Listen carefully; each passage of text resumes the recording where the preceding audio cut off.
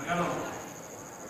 Sale el camino principal del número 1, Virrey, el número 20, el número 5, Tito, gana el número 1, Fernández, el número 6, Johnny Brillante, que es la cuarta ubicación del número